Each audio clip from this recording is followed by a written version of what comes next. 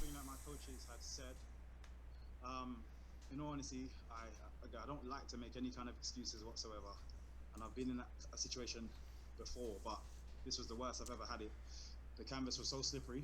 I literally couldn't exit any of my game plans because my whole game derives around moving my feet, being able to be, agile in and out, land shots, get out.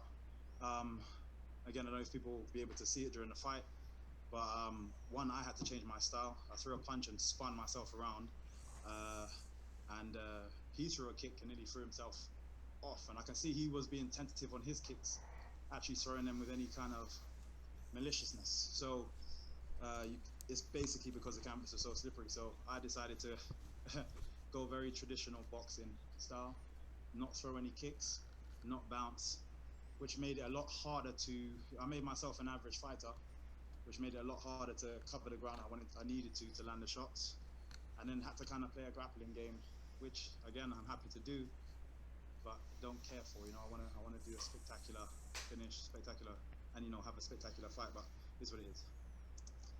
We'll now open it up to media. Donna? Michael, you told me in the pre-fight interview, ask me this question afterwards. Where does Ross Houston rank in your opponents? Again, difficult assessment. He had a few game plans. I could see where he was trying to think smart, counter my attacks instead of try to instigate any attacks. He did a very nice timed double leg in the first round, I believe, which again he's waiting for me to instigate the attacks and counter and get underneath me. But again, it just made everything a lot more difficult, and I feel like I made him look way better than he actually is. And I don't mean that in any disrespectful way. I just feel like I made him seem that much closer to me simply because I wasn't able to do what I do best. When do you want to get back in there? I mean, obviously we usually see you well able to get back in there in a couple of weeks' time because you've knocked someone out in the first couple of minutes. This one went a bit longer, it was a bit more of a strenuous one, and of course if you want to fight Douglas Lima, you would be sitting out quite a while because he has a fight lined up. When do you want to be back in the cage? As soon as possible, to be fair. If I have to take one more fight, before Douglas Lima, but as you say, because he's got the fight and then he'll probably have a little bit of time off, then I'll keep busy and get another fight in between that. But yeah, I just want to be fair, I'm annoyed at that performance, so I kind of want to get back out there and just remind people, who MVP is. Giancarlo? Hi, Michael. Congrats on the win. You mentioned there maybe getting another fight. This fight was at catchweight, so would welterweight be something appealing to you, or would you consider moving up to 185? No, to be fair, it wasn't fast to have to cut the weight. I feel like if two fighters are able to mutually agree, and it's not a title fight, then it's no one else's business. Spoke to his camp, they were happy. Just made because of all the COVID and having to do a lot of your own weight cuts in your room, not having access to gyms and blah blah blah. It just makes it a lot less strenuous on us as an athlete. We already have to train extremely hard just to make it to the event, let alone having the extra stress in that that last week of the fight. So we made an agreement and just did it there. But I'm happy to if everything starts to get back to a bit more normality, to get back down to welterweight. And final question for me, North America's CBS Sports in the States. What do you hope this new partnership with Bellator will do for yourself and the rest of the welterweights in the promotion? I hope it gives the amazing talented fighters here at Bellator the just exposure that they deserve. There's some amazing athletes over here, and we tend to get downplayed because of other bigger organizations. So I think this will help shine a light on the athletes out here. Santiago? Michael, greetings from Amsterdam. Congratulations on a beautiful performance. In the first round, Ross was keeping up with you quite good, but in round 2 and 3 he was clearly fatigued while you were still very energetic. Did you feel that in the cage? Yeah, definitely. And then in the second round, when I got the takedown, him on the floor, I landed a couple of nice body shots, and then unfortunately landed a shot to the back of the head, which was unintentional because he was moving around so much, um, which obviously allowed him to stand back up. But I felt I was if I was able to be there a little bit longer, I definitely would have been able to cause some serious damage there. And even if he did get back up, it would have been a lot easier to maybe get the finish. Um, but yeah, he definitely fatigued in rounds 2 and 3. Your teammates Elfie Davis and Mike Shipman had pretty good wins as well. Now you join them on the winners list. This has to be a very good 2 weeks for the London shoot fighters, right? It's an amazing couple of weeks. And the way we all are, we're all gonna not be happy with our performance. I want to get back out there as soon as possible, and just keep shining a light on ourselves and even more importantly our gym. And then last thing for me, Michael, you fought all over the world, but I can imagine Amsterdam is a city that's still on your to-do list. Do you think Bellator should visit Amsterdam next year, and would you like to be a part of that? Oh no, 100%. I've got many friends in Amsterdam. I love the city, and again, I've said it before. They truly appreciate martial arts and combat because it's just especially kickboxing. It's been a part of their world for so long, and they're just absolutely amazing at it. So they definitely would appreciate combat sports in MMA being over there, and they'll definitely appreciate Bellator specifically going to Amsterdam. And I've done a few London shows when the Dutch they travelled over, and they make a lot of noise. They were making more noise than the guys from London, which shows you how passionate they are about the sport. So I'd definitely love to be in an arena just full of them cheering. Jay Anderson. Thanks very much. And Michael, congratulations on the win. You've been fairly critical of your performance tonight, but you did show a more well-rounded game. Are there any positives you can take away, either proving something to yourself or something to the critics? No, not really. And the only reason I say that is because I always say I'm not here to try and prove to people that I am a mixed martial artist. I'm here to win fights in the fashion that I would like to win fights, and it just wasn't in that fashion. So this is why I'm heavily critical of my performance. As everybody knows, I love to put on a show. I think this was a landmark event. I really wish I was able to execute what I wanted to do. Yes, I may have been able to show other areas of my game, but I know I'm capable in those areas. I know a lot of people, just because they don't see it, they assume that it's just not there. But I just don't care to prove to people that it is. My teammates get to see my game, my coach gets to see my game. In the gym, many people I've sparred many UFC fighters, ONE FC fighters, all these other different shows that are high level. I've sparred many of them as we do a lot of cross training. They all know my game because just you get to see a lot more. You get to be a bit more confident when you're sparring.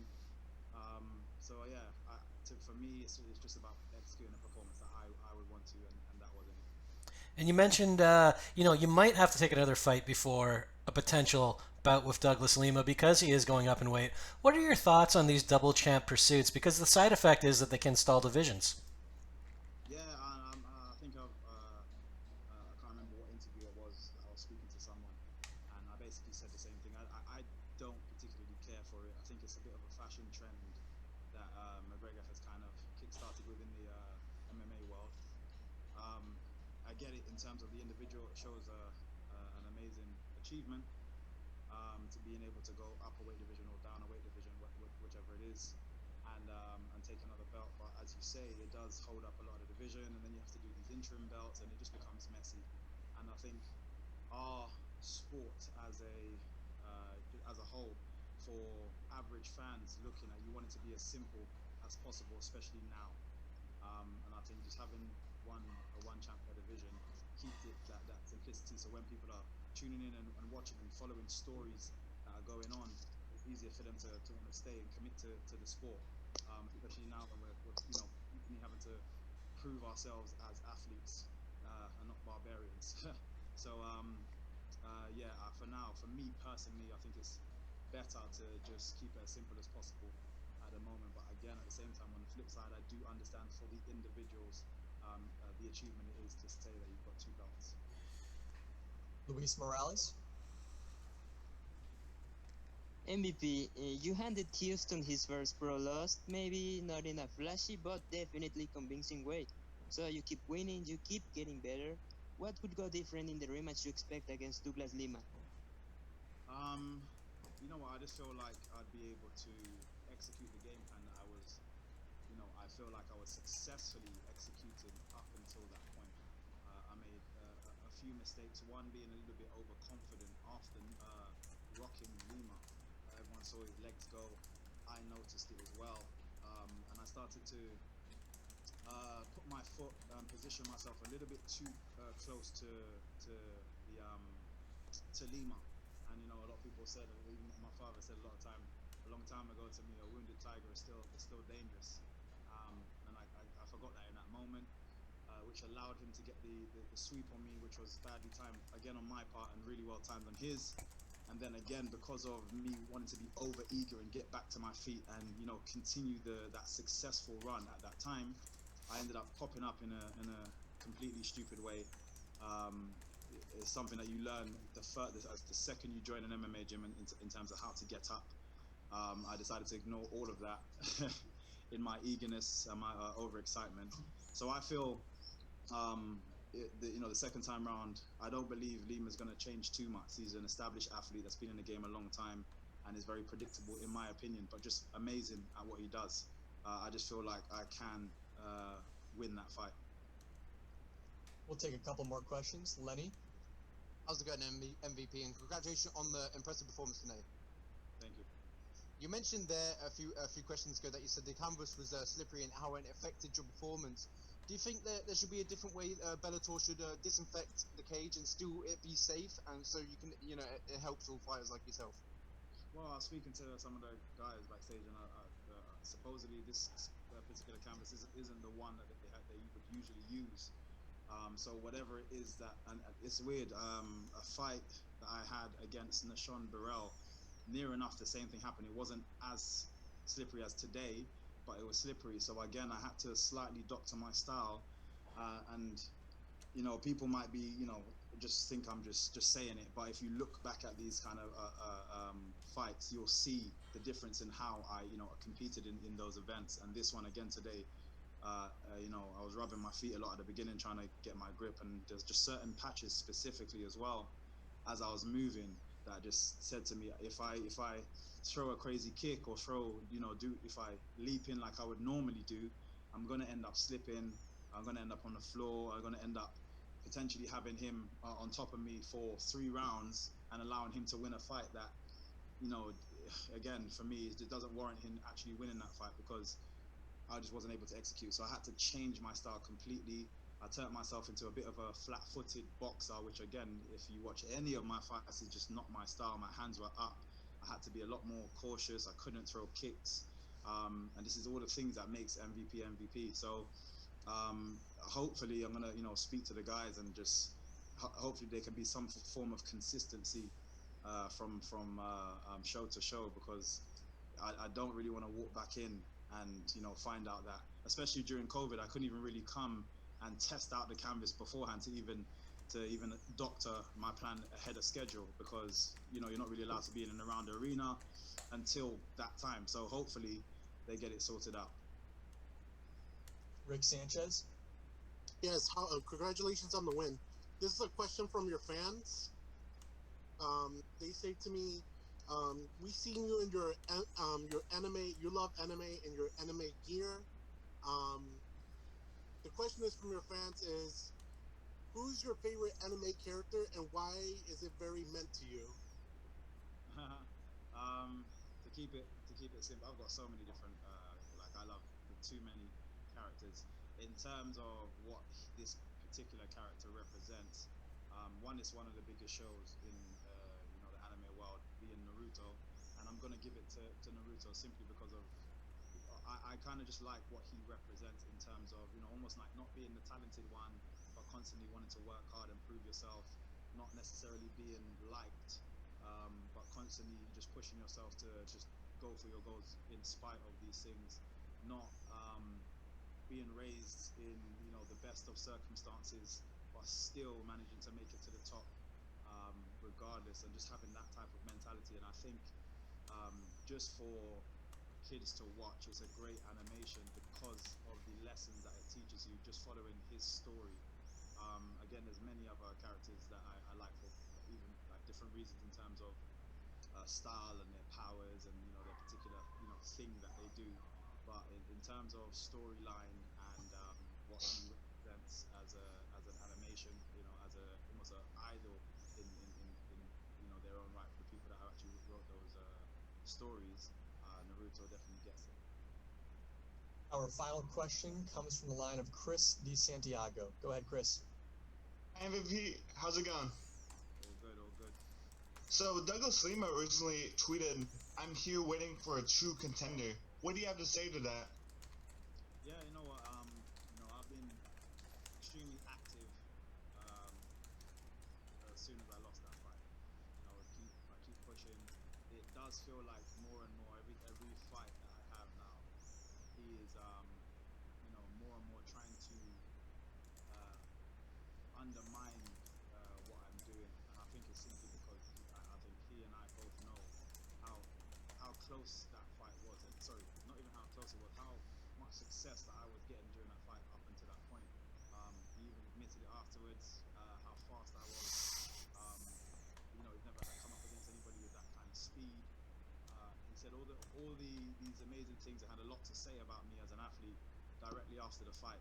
And now that I want to get back in, I think he doesn't want that. I think he's almost as worried about what could happen the second time round, which is why he's near enough every fight I hear something from him that basically suggests he doesn't want to make this fight happen again. Which for me just means I live in his head. I'm happy, and I'll like Naruto, I will keep pushing. I will keep pushing until we both end up back in that cage. All right. Thanks for the time, Michael. Congratulations.